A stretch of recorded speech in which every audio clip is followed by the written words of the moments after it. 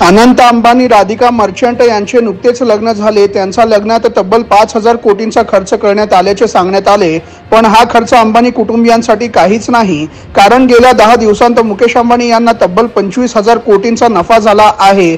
त्यामुळे नवीन सुनेचा हा पायगुण असल्याची चर्चा सोशल मीडियावर सुरू आहे। अंबानी आशियातील सर्वात श्रीमंत व्यक्ती आहे। त्यांची एकूण संपत्ती 121 अब्ज डॉलर आहे। अजित पवार पुन्हा परत येणार का, यावर शरद पवार यांनी प्रतिक्रिया दिली। ते म्हणाले, निवडणुका येतात आणि जातात, कुटुंब कायम राहतं, तसेच घरामध्ये सगळ्यांना जागा आहे, मात्र पक्षांमध्ये जागा आहे की नाही हा व्यक्तिगत निर्णय मी घेणार नाही। माझे सगळे सहकारी संघर्षाच्या काळामध्ये मजबूतीने उभे राहिले, त्यांना पहिल्यांदा विचारेन, हा निर्णय एकटा घेणार नाही। संपूर्ण महाराष्ट्रासाठी गुड न्यूज आहे। छत्रपती शिवरायांची वाघनखे अखेर मुंबईत दाखल झाली आहेत। त्यानंतर ती साताऱ्यात नेण्यात येतील। येथे 19 जुलैला मुख्यमंत्री उपमुख्यमंत्र्यांच्या उपस्थितीत भव्य दिव्य सोहळा होणार आहे। लंडनच्या व्हिक्टोरिया अँड अल्बर्ट म्युझियम मधून ही वाघनखे 3 वर्षांसाठी भारतात आणली गेली आहेत। शिवप्रेमींना ही पाहायला मिळणार आहेत। महाराष्ट्रातील जातीपातीचे विष नष्ट कर व पुन्हा एकदा हिमालयाच्या रक्षणाला धावणारा एकसंघ सह्याद्री दिसू दे, अशी विठ्ठलाला सागडे घालणारी पोस्ट राज ठाकरेंनी एक्स हँडलवर केली होती। यावरून शरद पवारांनी ठाकरेंवर टीका केली। राज ठाकरेंचे वैशिष्ट्य म्हणजे 8-10 दिवसांनी, महिन्यांनी, 2 महिन्यांनी कधी जागे झाले की ते बोलतात, याची दखल वाचक घेतात, ज्यामुळे पेपरात बातमी होईल, असे ते म्हणाले। विरोधी पक्षनेते अंबादास दानवे यांनी केलेल्या वक्तव्याची चर्चा होत आहे। पुढच्या वर्षी पांडुरंगाची पूजा उद्धव ठाकरे करतील आणि आम्ही त्यांच्या सोबत असू, असे अंबादास दानवे म्हणाले आहेत। छत्रपती संभाजीनगरच्या पंढरपूर येथील विठ्ठल रुक्मिणी मंदिरात दर्शन घेत पाऊस होऊ दे आणि पुढच्या वर्षी महाविकास आघाडीचे सरकार येऊ दे, असं विठ्ठलाला साकड घातलं असल्याचे दानवे यांनी सांगितले। मुख्यमंत्री लाडकी बहीण योजनेसाठी तुम्ही अर्ज केला असेल तर तुमच्यासाठी गुड न्यूज आहे। उपमुख्यमंत्री अजित पवार यांनी या संदर्भात मोठी घोषणा केली आहे। रक्षाबंधनाच्या दिवशी महिलांच्या खात्यात लाडकी बहीण योजनेचे पैसे जमा होणार असल्याची माहिती अजित पवार यांनी दिली आहे। जुलै आणि ऑगस्ट महिन्याची रक्कम रक्षाबंधनाला लाभार्थी महिलांना मिळणार आहे, म्हणजेच खात्यात 3,000 रुपये येणार आहेत। मनोज जरांगे पाटील पुन्हा एकदा उपोषणाला बसणार आहेत। अशातच आता त्यांनी पुन्हा उपमुख्यमंत्री देवेंद्र फडणवीस यांच्यावर निशाणा साधला। फडणवीस, तुम्हाला हे राज्य रक्तबंबाळ करायचं आहे का, असा सवाल जरांगे यांनी उपस्थित केला आहे। तसेच मराठा समाजाला गोड गोड बोलायचं हा देवेंद्र फडणवीस यांचा दुसरा डाव दिसतो। ओबीसी नेते मराठा समाजाच्या अंगावर घालायचे, फडणवीस इतके चिचोरे चाळे का करताय, असा सवालही केला। आषाढी एकादशी निमित्त शिर्डीत साई भक्तांना 12 टन साहित्य वापरून बनवलेल्या साबुदाणा खिचडीचा प्रसाद वाटप करण्यात आला आहे। यामध्ये साबुदाणा 6,000 किलो, शेंगदाणे 5,000 किलो, बटाटा 2,000 किलो, तूप 1,000 किलो यासह मिरची अशा साहित्यांपासून प्रसाद बनवण्यात आले आहे। शिर्डीमध्ये भाविकांनी सकाळपासूनच मोठी गर्दी केली आहे। या सर्व भाविकांना दररोज मिळणाऱ्या प्रसादाऐवजी साबुदाणा खिचडी दिली जात आहे।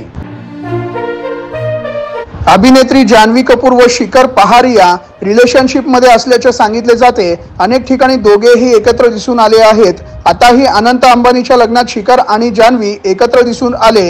यानंतर आता जान्हवीच्या लग्नाची चर्चा सुरू झाली आहे, मात्र अद्याप त्यांनी यावर कोणतेही भाष्य केले नाही। याआधीही ती तिरुपती बालाजी येथे जाऊन लग्न करणार असल्याची चर्चा होती, पण यानंतर ही केवळ अफवा असल्याचे समजले। राज्यात लवकरच मंत्रिमंडळ विस्तार होईल अशी माहिती आज मुख्यमंत्री एकनाथ शिंदे यांनी दिली आहे। या संदर्भातील बातमी तुम्हाला लवकरच दिली जाईल, असेही त्यांनी सांगितले। मंत्रिपदासाठी अनेक जण इच्छुक असताना मंत्रिमंडळ विस्ताराची गेल्या काही दिवसांपासून चर्चा सुरू आहे। अजित पवार आणि देवेंद्र फडणवीस यांनी नुकताच दिल्ली दौरा केला आहे। त्यांनी भाजपच्या वरिष्ठ नेत्यांसोबत विस्ताराबाबत चर्चा केल्याचे वृत्त आहे। जम्मू काश्मीरच्या डोडा परिसरात दहशतवादी हल्ल्यात 5 जवान शहीद झाले आहेत। यावर खासदार संजय राऊत यांनी आक्रमक भूमिका घेत गृहमंत्री अमित शाह यांच्यावर निशाणा साधला आहे। त्यांनी शाह यांना अपयशी म्हणत राजीनाम्याची मागणी केली आहे। जम्मू काश्मीरमध्ये अतिरेक्यांनी धुमाकूळ घातला आहे। नैतिकता शिल्लक असेल तर पंतप्रधान नरेंद्र मोदी यांनी अमित शाह यांचा तातडीने राजीनामा घ्यावा, असे राऊत यांनी आज म्हटले आहे। भारतीय संघाचे भविष्य सुरक्षित आहे अशी प्रतिक्रिया ऑस्ट्रेलियाचा माजी वेगवान गोलंदाज ब्रेट लीने गौतम गंभीर बाबत बोलताना दिली आहे। गंभीरची नुकतीच कोच म्हणून नियुक्ती करण्यात आली आहे। गंभीरमध्ये खूप उत्साह आहे, तो नेहमी विजयासाठी आक्रमक भूमिका घेतो, याचा फायदा भारतीय संघाला खूप होणार असे ब्रेट लीने सांगितले। दरम्यान IPL मध्ये गंभीर KKRचा मेंटॉर असताना या संघाने यंदा IPL ट्रॉफी उंचावली आहे।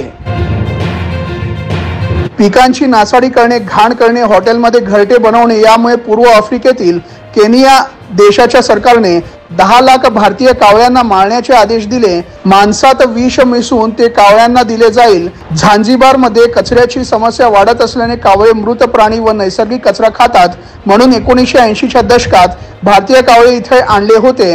आता कावळ्यांची संख्या वाढल्याने केनियामधील लोकांना त्रास होत आहे।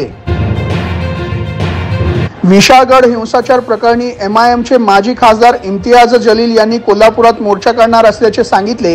याला सकल हिंदू समाज विरोध केला आहे। तसेच जलील जर कोल्हापुरात आले तर त्यांचं कोल्हापुरी पायतानाने स्वागत करू। शिवाय MIMने कोल्हापुरात मोर्चा काढल्यास 19 जुलैला सकल हिंदू समाजाच्या वतीने कोल्हापूर बंदची हाक देण्यात येईल, असा इशारा हिंदू एकताचे जिल्हाध्यक्ष दीपक देसाई यांनी दिला। बिग बॉस OTT 3 चा ग्रँड फिनाले लवकरच होणार असून याची तारीखही समोर आली आहे। 4 ऑगस्टला या शोचा ग्रँड फिनाले होण्याची शक्यता आहे। याआधी 28 जुलैला या शोचा ग्रँड फिनाले होणार असल्याचे सांगितले जात होते, पण 28 जुलैला हा फिनाले होणार नाही। सध्या बिग बॉस मध्ये 13 स्पर्धके असून येत्या काही दिवसांत यातील काही स्पर्धक घराबाहेर पडण्याची शक्यता आहे। या शोच्या विजेत्याला 25 लाख रुपयांचे बक्षीस मिळणार आहे। भारताचा कर्णधार रोहित शर्मा आणि विराट कोहली यांनी T20 क्रिकेटमधून निवृत्तीची घोषणा केली। त्यानंतर आता कपिल देव यांनी प्रतिक्रिया देताना म्हटले, भारतीय संघात विराट आणि रोहितची जागा कोणीही कोणत्याही फॉर्मॅटमध्ये घेऊ शकत नाही। विराटने सर्व फॉर्मॅटमध्ये स्वतःसाठी जी उंची निर्माण केली आहे ती T20 मध्ये नक्कीच उणीव भासेल। दोघेही सचिन तेंडुलकर आणि MS धोनी सारखे आहेत। राज्यात पेट्रोल डिझेलचे नवे दर जाहीर झाले आहेत। मुंबईत पेट्रोलची किंमत 103.44 रुपये प्रति लिटर आहे, तर डिझेलची किंमत 89.97 रुपये प्रति लिटर आहे। तर पुण्यात पेट्रोल 103.98 व डिझेलची किंमत 90.51 रुपये आहे। ठाण्यात पेट्रोलची किंमत 103.62 रुपये प्रति लिटर आहे, तर डिझेलची किंमत 90.14 रुपये आहे। नाशिकमध्ये पेट्रोल 104.69 व डिझेल 91.20, तर नागपूरमध्ये पेट्रोलची 104.03 व डिझेल 90.59 रुपये लिटर आहे। लाडकी बहीण योजनेचा अर्ज अनेक महिलांनी भरला आहे, तर काही महिला अद्याप अर्ज भरत आहेत। आता या योजनेचा पहिला हप्ता 15 ते 19 ऑगस्टच्या दरम्यान मिळणार असल्याची माहिती देवेंद्र फडणवीसांनी दिली आहे। 15 ऑगस्ट ते 19 ऑगस्ट म्हणजे रक्षाबंधनाच्या निमित्ताने या योजनेचा पहिला हप्ता जमा होईल। 2 महिन्यांचा हप्ता देण्यात येणार आहे, म्हणजे प्रत्येक भगिनीला 3000 रुपये थेट बँक खात्यात जमा होतील, असे फडणवीस म्हणाले। अमेरिकेचे राष्ट्रपती जो बायडन यांना कोरोनाची लागण झाली आहे। सध्या अमेरिकेत राष्ट्रपती निवडणुकीचा प्रचार जोरात सुरू आहे। त्यासाठी बायडन वेगवेगळ्या ठिकाणी हजेरी लावत आहेत। याच दरम्यान त्यांना कोरोनाची सौम्य लक्षणे दिसून आली आहेत। बायडन यांनी आधीच कोरोना लसीचे डोस घेतल्याची माहिती व्हाईट हाऊसने दिली आहे। याआधी 2दा बायडन यांना कोरोना व्हायरसची लागण झाली होती। सध्या त्यांची प्रकृती ठीक आहे। हार्दिक पांड्या व त्याची पत्नी नताशा स्टॅन्कोविकच्या घटस्फोटाची चर्चा अनेक दिवसांपासून सुरू आहे। आता नताशाचा एक व्हिडिओ समोर आला आहे, ज्यामध्ये ती मुंबई विमानतळावर दिसत आहे। तिच्यासोबत मुलगा अगत्यही दिसत आहे, तसेच काही बॅगाही आहेत। त्यामुळे आता नताशाने मुंबई सोडली आहे अशी चर्चा सुरू झाली आहे। विमानतळावर पोहोचण्याआधी नताशाने बॅग पॅक करताना फोटोला ही वर्षातील ती वेळ आहे असे कॅप्शन दिले होते।